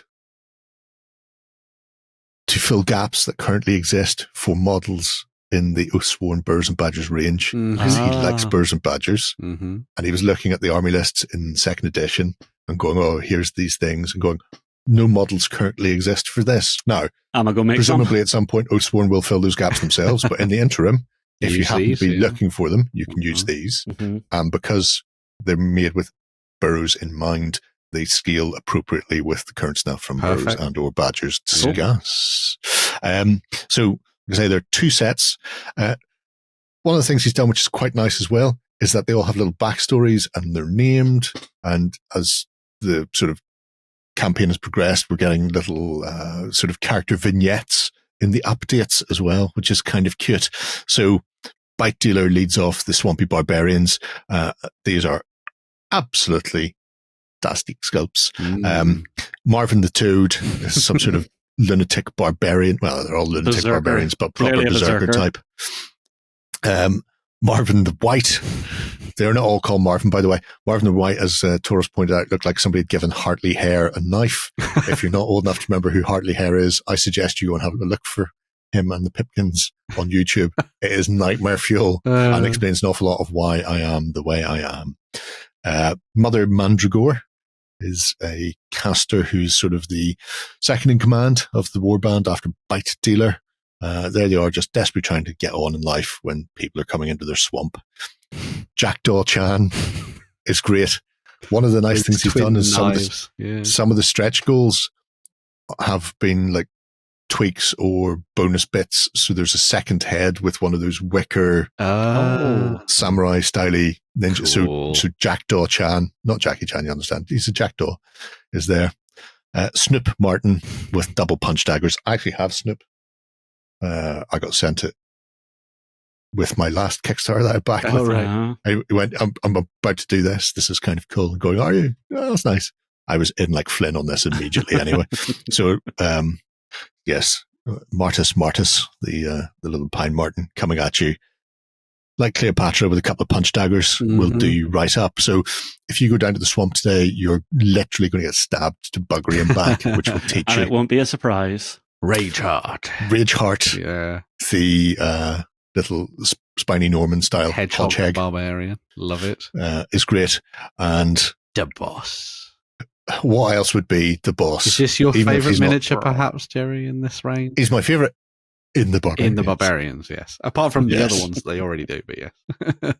What you mean? These ones? Those ones? That's Yes. a really nice little You'll be able to set. see them in a minute Love anyway. that. Yeah, I just love him picking his teeth, getting a little bit of seed out there with his dagger. He's just great. Squirrel barbarian. It's what happens when squirrels eat meat. Yeah. Already started busting through some of the stretch goals. So Bruzen is a bat shaman. Not creepy at all, as no bats are. I love the mask. It's very cool. The mask is particularly, It's isn't very it? Princess Mononoke in that style as well, with the white and the red. I like that. Yes. Super He cute. says, not knowing what that is. Uh, And Sneaky, a low down dirty rat, holding his Coming in. weapon low so you can't tell he's got it. So Yep. yeah. just creeping up behind somebody to Mhm. batter the ever living bejesus out of them. Clearly going after someone in their sleep. Oh, probably. The Free Farms Mercenaries are the heroes, he said, in a questioning voice, of the set.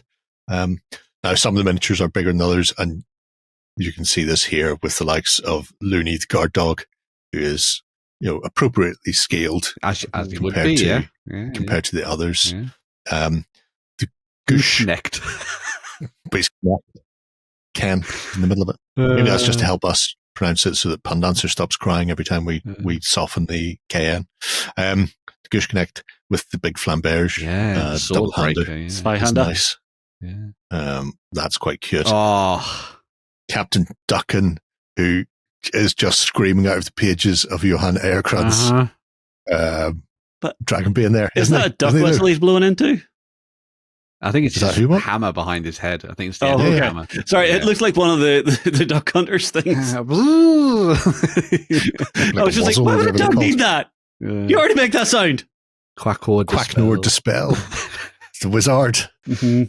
Very classic fire wizard from Yes.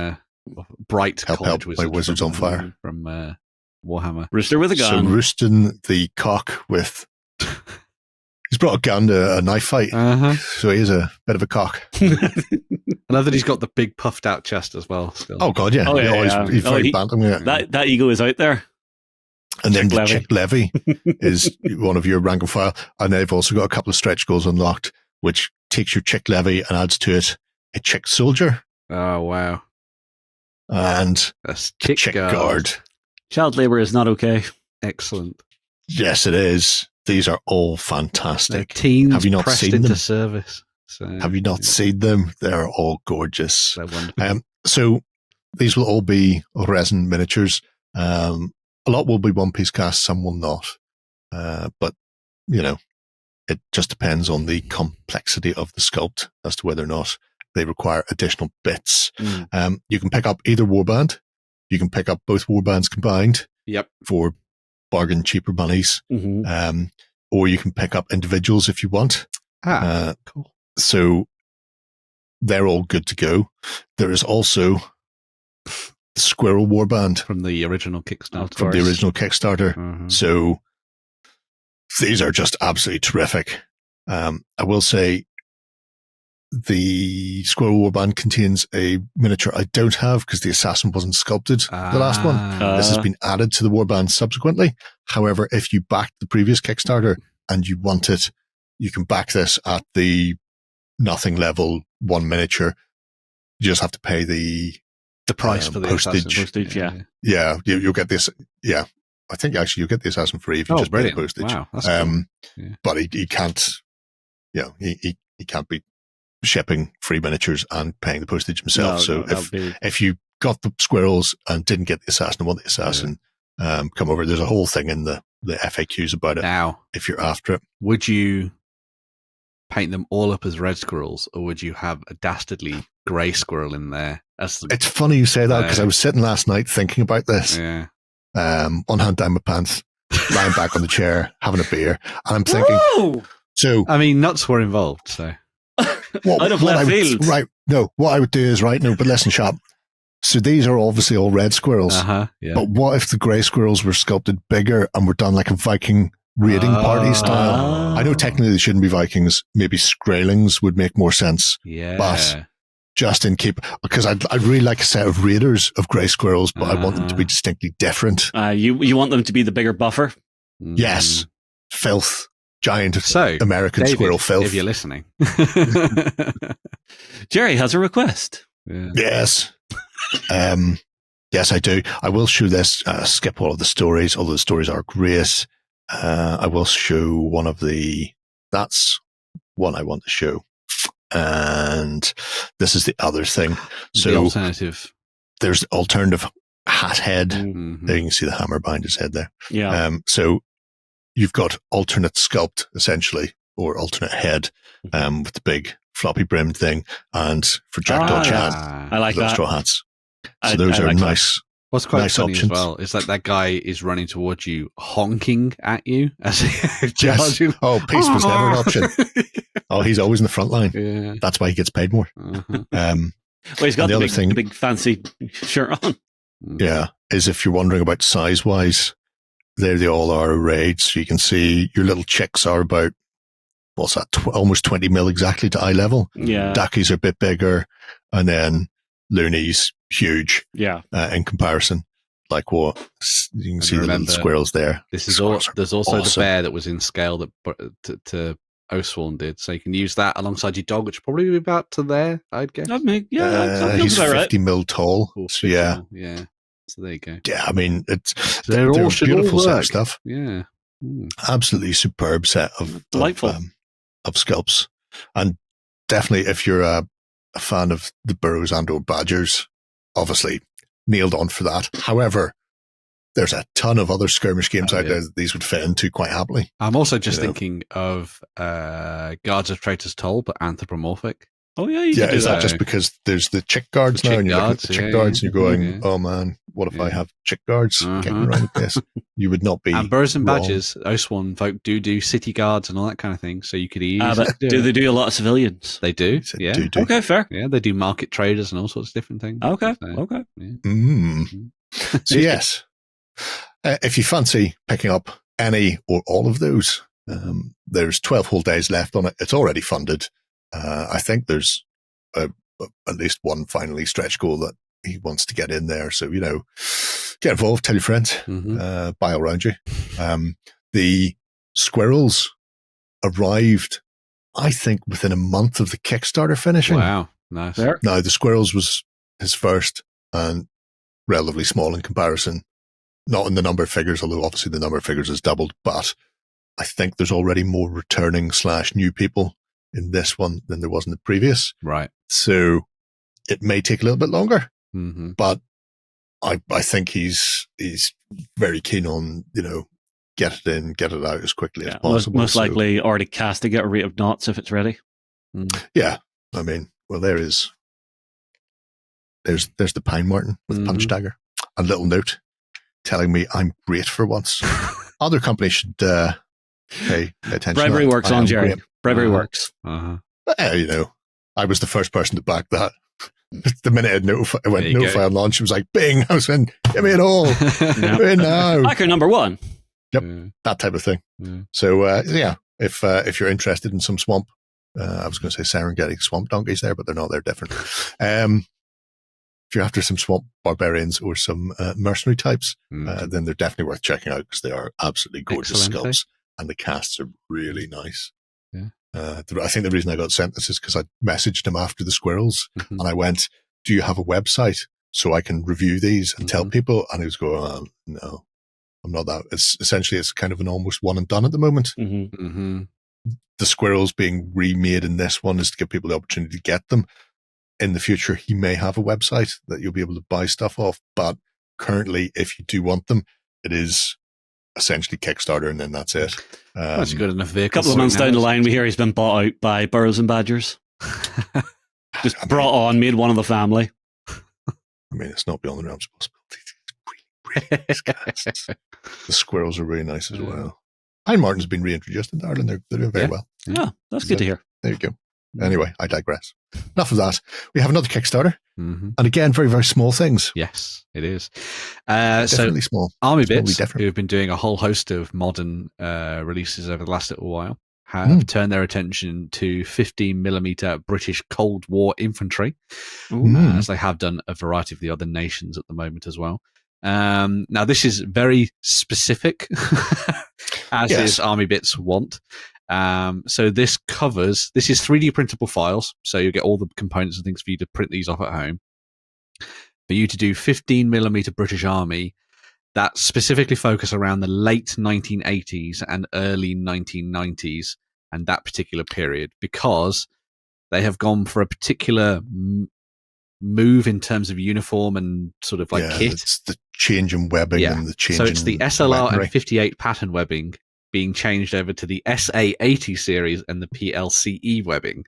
So for anyone who was probably part of the British Army around the late 1980s and early 1990s, which is probably quite a lot of our crew anyway, this could be very nailed on for you. So, as I say, they are focusing on that particular sort of period of history in order to create the British Army on the tabletop.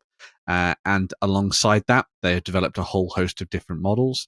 So you get loads of different bits and pieces in the various kits. And that's all sort of like kicks off with the company HQ, which comes with 3 leaders, where you're going to get your radio operator, your medic, and also a casualty in there as well, which is obviously good for you to repeat print to use as stress and fatigue potentially on the battlefield. You also have a platoon HQ in there as well, which comes with a platoon leader, a radio operator, and a platoon sergeant. Just to give you some more sort of like lower level command options in there at the same time.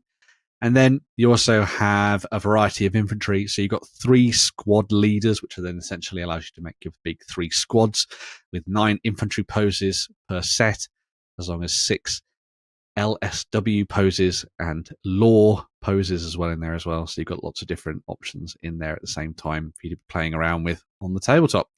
They are then supported by, as you might imagine, support weapons. So you get the 81mm mortar, you get recon teams, you get your GPMG teams, and also there's a Milan post in there with a gunner and assistant. And because this is quite a small Kickstarter, and Keith of ArmyBits is a dab hand at the old sculpting, there's also a whole host of stretch goals you can see that have already been unlocked, which include loads of additional support weapons, as well as the Land Rover, which can be used as a support vehicle and recon option in your force, which is quite good. So, yeah. That speaks to the British squaddy mentality, that the fact that the command FV436 is known as the penthouse. I assume they were bobbing around in the back of something that was a bit windy and leaky and stuff, whereas the officer types we're having much more fun up there. They did say that they're not going to specifically focus on actual vehicles for this particular release, but that might come further down the line, depending on how well this goes as a campaign. But it is already funded, and similarly to what we had with Minimorph, the idea is to have these essentially available to backers as soon as the campaign finishes, because the vast majority of the stuff has already been sculpted, and because it's digital files, the idea is that at least the core of what you're pledging for will be delivered to you on the day that the Kickstarter ends, essentially, and the funds are collected. So no waiting around. So the officer with his mug of tea, his bins and map on the table, and possibly smoking a pipe. as a pledge level, commander. Well, as a pledge level, this looks like you get to tell him what you would like, and he'll make it, which is very nice. A unique sculpt in there, which is cool. So yeah. And as I say, ArmyBits has been doing campaigns for a while anyway. They've created 9 projects before this. Yeah, there's 9 Swedes and all sorts in there, and they have almost specifically focused on the Cold War era and 15 mil stuff. And a lot of the time, it was there to kind of fill the gaps left by companies like Battlefront when they were doing Team Yankee and stuff, where they were creating a lot of the sort of like US and Soviet stuff. ArmyBits stepped in and did things like the British, some of the minutiae within it. I mean, the stuff he's got is really nice. He does produce physical versions over on his little website of previous campaigns. I imagine those will go there as well. So if you're not a 3D printer, worth checking ArmyBits out subsequent to the finish of the campaign. Just to see, because you'll be able to get the physical models sent to you from himself then. And it really is one of those things where it's not just here's generic 1980s British force. It's mentioned himself the changeover in kit, because it's phased in like everything is in any military. They don't automatically all change kit. So even into the early 90s, some were still wearing the older stuff, whereas the 80s, you may have got a few specific regiments that already changed. So you can pinpoint it. Essentially, you can have late war, Cold War. But these, he does point out, these are not for the Falklands. No, they're not. No. At some point in the future, he may do Falklands. So, I mean, obviously, Team Yankee is there if you're into your 50 mil Cold War, but there are a ton of other small scale. Well, there's Battle Group and all that kind of stuff that comes in 15 mil. So you could, and they've recently released their omnibus, or they've got pre-orders up for their omnibus version of that set of rules as well. And Plastic Soldier are doing a lot of their stuff in a variety of different scales. So if you wanted to go to ArmyBits for the infantry, and then you wanted to pick up the vehicles, the likelihood is that Battle Group, that Plastic Soldier Company will probably do the vehicles that you need on that side of things. So. Yeah, by hook or by crook, you can get them. It's a really nice set of stuff as well. And like I say, it's worth checking out if you fancy your more modern combats. Yes. And a nice little compact and bijou funded set there for you. There are 26 days left. I want to say yes. Roughly. 26, 27 days left. So yeah, you've got plenty of time to get depending on what time you're watching this weekend. Yes, that is true. If you're watching this in 3.5 months, then you've missed it. But they might be physically available on the shops. Time is forever in motion. Yes. Yeah. All right. I think that wraps us up for another week. We shall away and be back again next week. Well, some of us are on holidays. Vacationing. Christ knows what terrible state of affairs next week's show will be in without Ben to actually give us some sort of sense of it'll be fine. Nothing will be on fire. Tune in and all you'll see is like arms hanging from above, and flames billowing, screaming in the background. Nobody knows what's going on. I'll be in the wilderness of Wales. So there we go. But if you can't take a week without Ben, join us on Sunday morning where you get one final little Benism before Ben escapes. You can join us at OnTableTop.com and try out the Cult of Games if you're not already a cultist with a 30-day free trial. Until we see you again, have a great week /fortnight of gaming. Ta-ta! Go ahead and check out our other content on screen now. And while you're at it, why not hit subscribe and remember to ding our dong. Go on, you know you want to click it. Go on.